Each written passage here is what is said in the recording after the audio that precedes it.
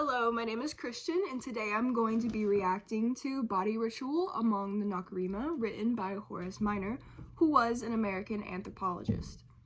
I believe that within this writing there is language used that would be unfamiliar to the reader, and the American culture is also described with language that is odd to what we perceive our culture as, in a way to help us realize that just like we see other cultures as off-putting or odd for the first time because we have no experience within them, those same cultures could view the American culture in this way.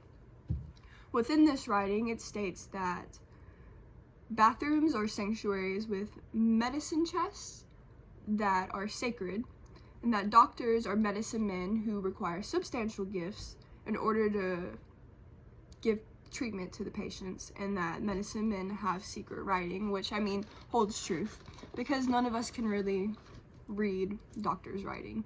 It's like a thing.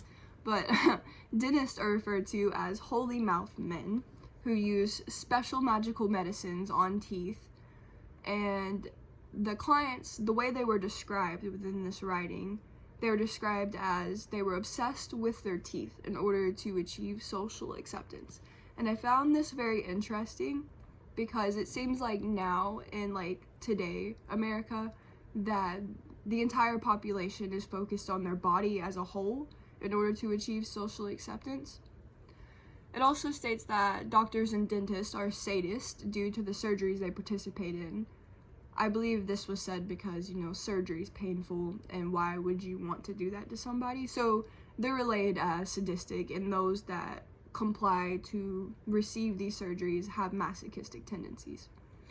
Therapists are referred to as listeners or witch doctors whose clients had been bewitched as children by their mothers, and working through the trauma that they had received is described as the exorcism of demons, which was also very interesting to me because everything within this writing seems to have a spiritual aspect to it. If Minor were to conduct his research for a modern version of this writing, I think that how Christianity has developed now would be a concept that would stand out. On a weekly basis, Christian denominations all over the world, such as Pentecostal, a 20th century denomination, practice supernatural gifts that would definitely seem alarming or odd to those that have never heard of it or never witnessed it before. For example, speaking in tongues and practicing divine healing. The human body and its own language is put aside while the spirit within the body speaks through its own language, through utters and words we do not know the meaning of.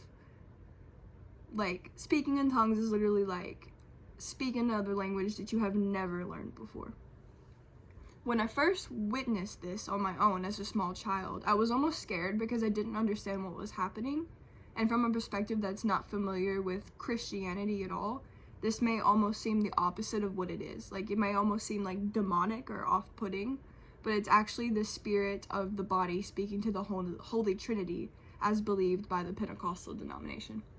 Pastors also cast out demons in front of an audience in the name of Jesus Christ. This is known as deliverance.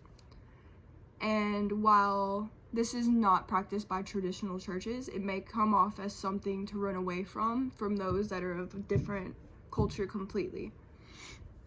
This has evolved throughout history as older denominations such as Baptist would not practice the divine gifts as stated. Although Pentecostal is a New Age denomination, they achieve the same spiritual powers of the new church in the apostolic age. Today, the number of individuals that practice within this denomination, the Pentecostal denomination, is in the hundreds of millions. And moving forward, to answer whether or not the rise of new Christian denominations is beneficial, we must evaluate why there are so many different denominations now to begin with. While it is expected that there will be disagreements on theological aspects within the Bible, the division now seems to be more so on who they believe Christ is.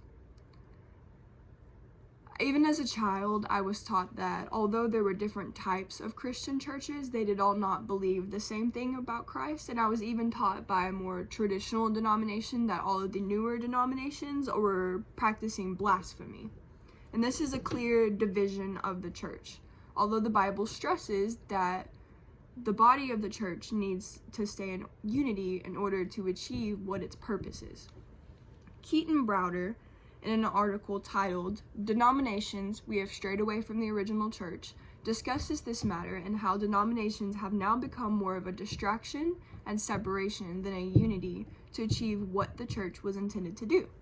He states that secondary issues have become stumbling blocks for the church. For example, disagreements on predestination has caused some to separate through denomination and focus on proving their disagreements rather than the main message of the church.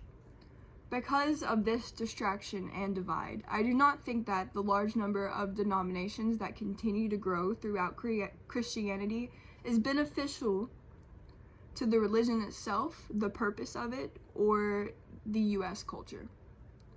The purpose of Christianity is to spread the gospel, help bring others to Jesus, and love another as we would love ourselves, as we are all one under God.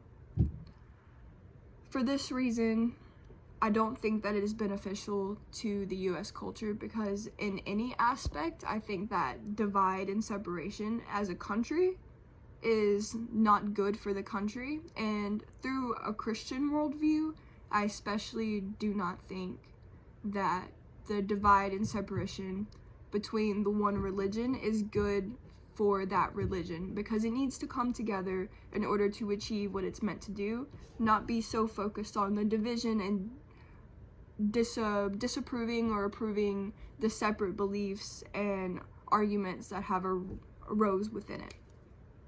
So thank you so much for your time. Thank you for watching, and